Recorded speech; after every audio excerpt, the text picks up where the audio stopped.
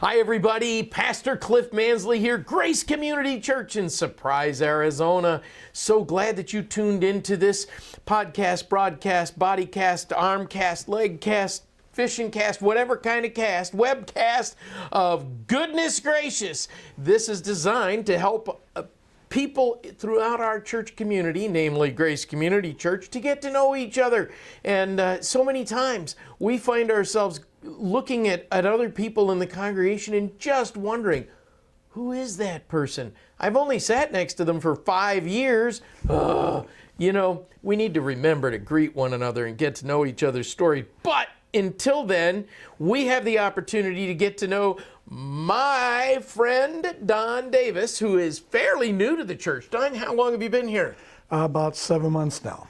It feels like a couple of years. Yeah. But almost like a life sentence. Oh no, man, we're in trouble already. This interview is going downhill.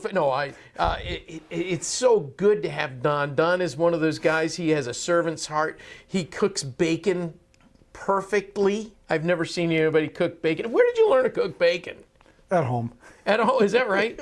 Teresa just kind of gets on to you. Hey, make sure it's done this way. Yeah. Or not at all. No, grandkids want it a special way too. So you got to learn how to special order. So. How many grandkids do you have? I got 5 grandkids. 5 grandkids. So do you spoil them all? Try to, but we don't see them that often. Oh, is that right? Where are they from? Oh, they're here. It's just that they have. They have lives? They have lives. Outside of Grandma and Grandpa? Yep. That's shocking. Well, Don, before you moved to Surprise, when did you move to Surprise? Well, we moved to Surprise 5 years ago. Okay, and where did you move from? Peoria. A big move. A big move, yeah.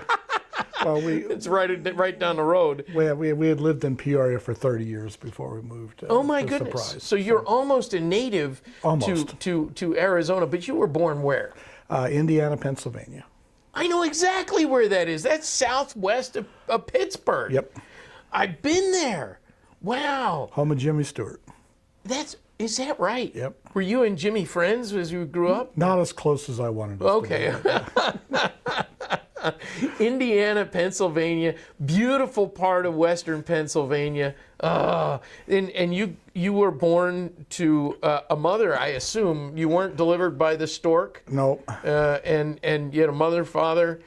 Yeah, well, my mom was staying there with her parents because my dad was in Tripoli, Libya, when I was born. Is that right? He was in the Air Force. So. In the Air Force, and what was he doing with the Air Force? He was he unloaded and loaded planes with passengers and cargo. Passengers and cargo, not ammo. Not ammo, no. Oh, okay. That can be a dangerous thing. Yep. So what? Well, let me be really nosy. What year were you born? 1959. 1959. That was. You know what? You are 2 years older than I am. That's amazing. And it looks it, yeah. I'm 10 days an Eisenhower baby. So growing up, did you have brothers and sisters? Yeah, I have one brother and 2 sisters. And are they older, younger? They're all younger. So okay, so you're the oldest. I'm the oldest, yeah. And they were always at fault, even though they always blamed you? Yes. Yeah, okay. All right. And what was it like growing up in Indiana, Pennsylvania? I spent all of, I think just a couple of months there.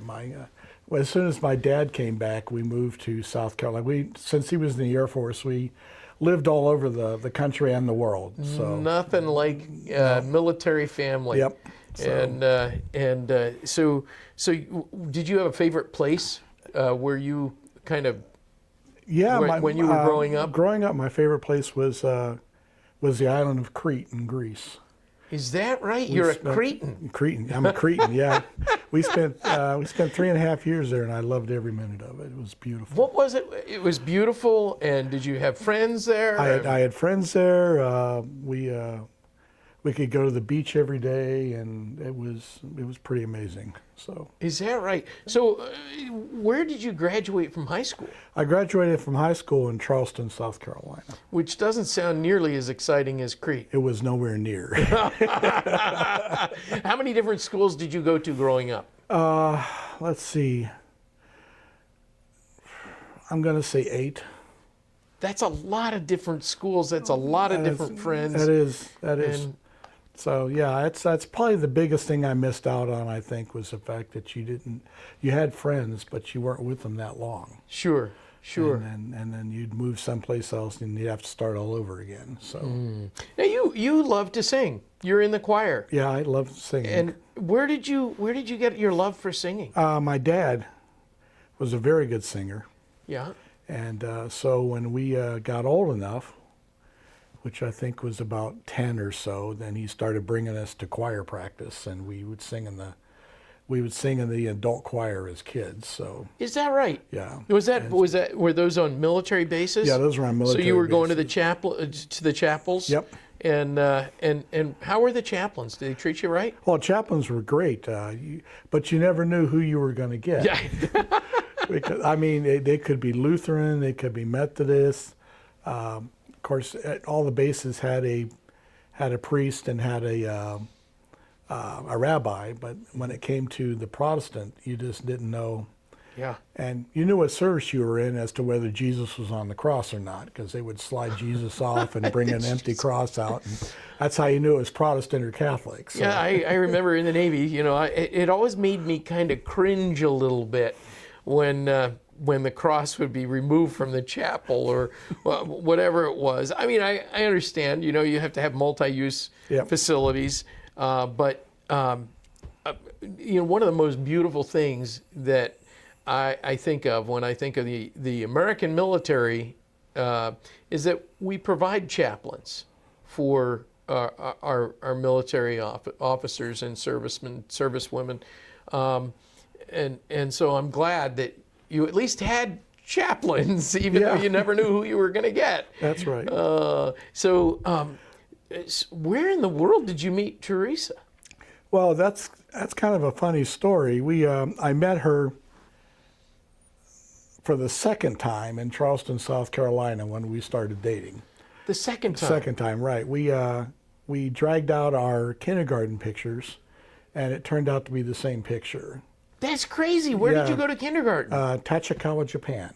That's easy for you to say. Yeah. Tachikawa. So was she an Air Force baby as well? Yes. How about that? Yeah. So we just say we met, 15 or 16 years early, and then I think that is the coolest thing. yeah, it was pretty neat. So See what you can learn through goodness gracious. You were in high school. When did you know that you were fallen in love with Teresa? it was my last. It wasn't my senior year. It was my. It wasn't sophomore either. I'm trying to. For some odd reason, I'm brain dumping on the last. But it was in high school? It was in high school. Yeah, I started going to the base chapel because we always went to the base chapel, and that's where Teresa was at. And Teresa said she went home and told her mom, "I don't know who this kid is, but I'm going to find out his name." See, the best place to meet a spouse, a future spouse, is in church, or yep. the chapel. Yep. And so when did you go to the chapel on time? Well, with my mom being a Sunday school, she was either a Sunday school teacher or a Sunday school director. She would direct Christian education at the chapel, so we were always there. That's right. But what I'm talking about is when did you go and get married at the chapel? Oh, on I'd get time? married at chapel. After I joined the Navy, when I had just finished boot camp, and I had a couple of days between that and my next post. We got Nothing married. like a couple of days to get a wedding and a honeymoon in. That's right. So wait a minute. Did you go to university? No, well, I spent a year at Baptist College of Charleston. Okay. And realized that that's not what I wanted to do with my life. What were you What were you thinking you were going to do at that point? Well, at that point, if I have to go with what they were offering, it was forestry or police work. So, Forestry or police work? Well, Yeah. my son's a policeman. He likes it, Yeah. sort of, most of the time. And so then you said, well, that's not for me. I'm going to join the Navy and see the world. yes. But that didn't exactly work for you as it does for other guys. I took the test and the ASVAB, That's the aptitude test. And they Yes. said you would be a good candidate for nuclear power school. And they don't allow chaplains on nuclear subs. I don't know why. I mean, and we're unnecessary, I guess, at that point. So you took you became a I became a Navy nuke. okay. So I was a reactor operator on a ballistic missile submarine. Okay. So after you go through 2 years of school, and then I got picked up for staff to train nuclear operators for 2 years in Idaho Falls, Idaho, of all the places for a Navy base. And then I got assigned to a ballistic missile submarine out of Groton, Connecticut. Okay. Well, we stationed in Groton, Connecticut, but we would meet the boat in Holyloch, Scotland. That's where I spent a night or two on the USS Snook. Schnook. Yeah, the nuclear fast attack, long since decommissioned. Yep. But wow, what an exciting life it must have been. It was different. I mean, it did have its moments. The hard part, of course, anything with the Navy is the separation. From Teresa, yeah. So she learned how to be very independent, and I mean, I would go over for a 30-day refit, and then we'd spend 75 days underneath the water, and then we'd go home for 3 months, and then rinse, wash, and repeat.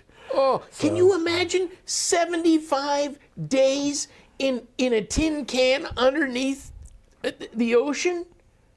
He didn't see the light of day for 75 days. Oh, Don, that is a different lifestyle. Yeah, that's where I lost all my hair. So that's Didn't need it down there. Didn't need it. Yeah. So, where would you go? Now, I know you can't give out great secrets of the military, but did you go under the polar ice caps at all? Or? Well, we did go. No, we didn't go under the polar. With a ballistic missile submarine, we would stay off out of Holyloch. We would spend most of our time in the North Atlantic.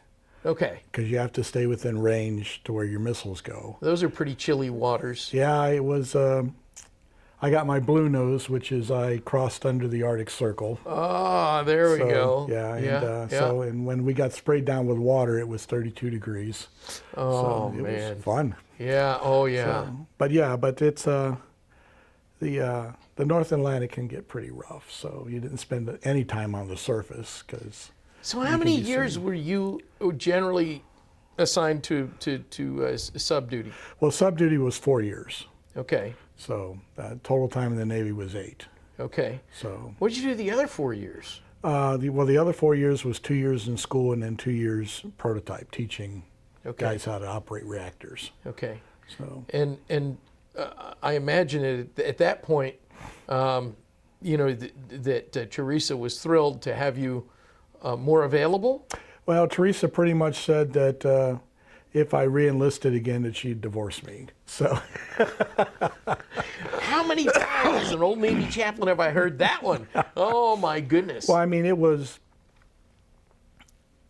You could see the writing on the wall all the time because every time you'd come back from patrol, there'd be somebody getting divorced or whatever. So it gets. I mean, I can understand it's pretty rough because when you're underneath the water. I mean, even when I was in Holyloch, our one means of communication was a phone on the deck of the tender, and we had 3 minutes. Oh. And then once you were underneath the water, you once a week you could get what was called a familygram, which was limited to 40 some odd words, and you couldn't say any bad news in it. Wow. So wow. So that's how I found out. That's how I found out my daughter was born, Kelly. Kelly was born while I was under, and I have a babygram, just like my dad had a babygram when I was born. I had a babygram when Kelly was born. Isn't that something? Yeah, it was pretty neat. So we framed those two, and how many kiddos do you have? I have 2. 2, and were they both born when you were underneath the sea? No, my son was born while I was in Idaho. Okay. So, and then Kelly was born while I was on patrol. So, when or what did you do when you got out of the Navy, and was that a hard adjustment? Well, not really. I mean, it's other than being home all the time. Because of the job type I was in, getting a job was fairly, because people were hiring at that time. So you did? So I got out and essentially quadrupled my salary at my first job. Amazing how that works. It's amazing how it works. Yeah. I mean, people can say what they want to say about the military, but if you get the training, it pays. It does. It pays. does. And so you what career did you choose? Well, I stayed in nuclear power. I spent 4 years at a nuclear power plant in Alabama called Browns Ferry outside of Huntsville. And then I got a job offer to come to Arizona and work at Palo Verde, and I worked there for 12 years. Is that right? So, friends, if you see Don, if you sort of see a certain holy glow about him, I'm sure some of that has to do with his relationship with Jesus, but there may be a little added extra glow from the, nuclear power plants. You just never know. You've never heard jokes like that, ha? Not in the least. No. So I assume that Teresa was much happier when you were at home. Yes. Yeah. Okay. That's funny because Jane, during the summer, if I'm home, Jane will say, "Aren't you going to the office today? Aren't you?" I'm like, "Give me a little space here, babe." Anyway, oh yeah, I know when I'm not wanted. That's not true. So Don, when did Jesus become more than a word to you? When did God become very real to you? Well, I've always had God in my life. Growing up with a mom who was religious education oriented and that, we were always going to Sunday school, we were always going to church, so Jesus was always there. And you joined youth group and you had it in youth group and that. But when I joined the Navy, then we kind of got away from that. And it wasn't until I got out that we started going back. I mean, I always tell everybody my mom would call me up every week, ask how we were doing, and we would say fine, and she'd say, "Are you going to church yet?" And I said no, and she'd say, "You're a heathen." Well, gotta listen to Mama. Gotta listen to Mom. So once we got out and we found this small Methodist church in the town we were living in, it had on a good Sunday, it had an attendance of 40 people. But it was, I met the pastor and I became good friends with him because he was an ex-radio guy. He said he had a face for radio. There you go. So I understand. But he helped me immensely on my return to a God-centered life. So, did you ever have a moment in life where you just felt the need for the Lord more than at any other time? Well, yeah, we.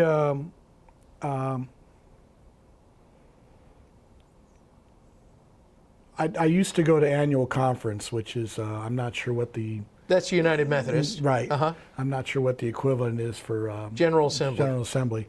And of course, I would go with my pastor friend, and instead of hanging out with the congregants, I'd hang out with the pastors, and you get to see a whole different side of annual conference with that. Yeah, I wonder why. So Get to see how the sausage is made. but it's you realize what goes into making a church work and that. And we were away in Birmingham, Alabama on an annual conference, and I felt a calling then that said, you need to get more involved with this. You need to, step up to the plate, accept what you're going to do, and do it. And that's when I decided that maybe it was time for me to make a serious commitment to this and not just be a participant.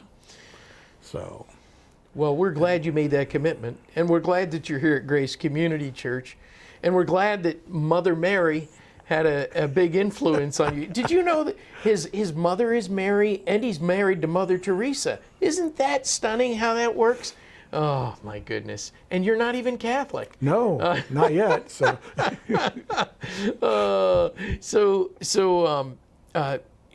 you know, you're involved here at Grace Community Church in a variety of different aspects. What are you doing right now? well, I'm in the choir. I'm in Bell's choir. So I like to be a dingling. There you go. I'm in the men's Bible study, and therefore we help with the men's breakfast. Right on. And I just went through training for the lights, and hopefully training soon for the sound system. Ooh, yeah. So, but yeah, it's so I'm excited. This is a church that's growing, and people want to get involved with this, and I'm excited to be here. What would your hope be for the people who are listening in on our conversation? I know I love to put you on the spot, but you know, as they're listening in on this, what would you hope? What would you like to say to the people who are going to the church and are participating in this realm? What would you like to say to them? Well, I'd like to say that get involved. Sitting in the pew all the time doesn't do anything for you. It makes your butt grow fat and you get moss on you. So the idea You is, heard it here first. right? Yeah, the idea is to get up, get active, get involved, and become a part of the reason that Christ gets spread to the world. So in other words, don't sit, soak, and sour. Go ahead. No, don't do that. But go ahead and finish your statement. No, I was going to say, but don't. You know, the point is that even the smallest thing we can do helps. Yeah, And it does.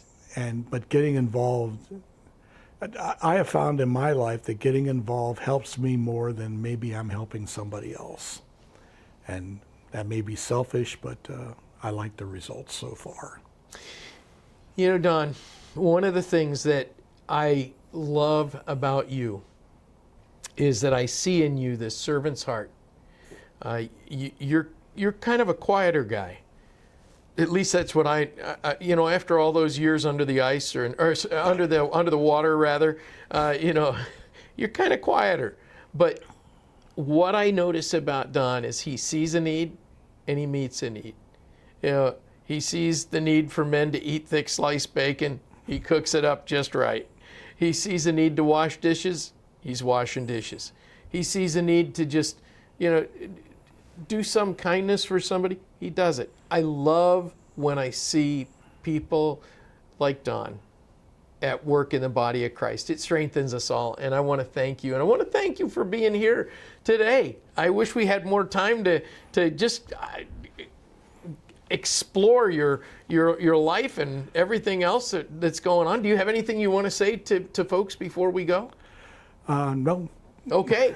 No, but that's all right, because he said the most important thing is he wants you to grow closer to Jesus. He wants you to get more involved. And I share that as your pastor. Well, friends, the Lord bless you until we meet again. And keep your eyes on the skies until we meet again, because Jesus is coming back and we want to be ready. And so get to know Don, get to know people in this church, build up the body of Christ so that when Jesus does return, he finds us doing exactly what we're supposed to be doing. God bless you, and we'll see you soon.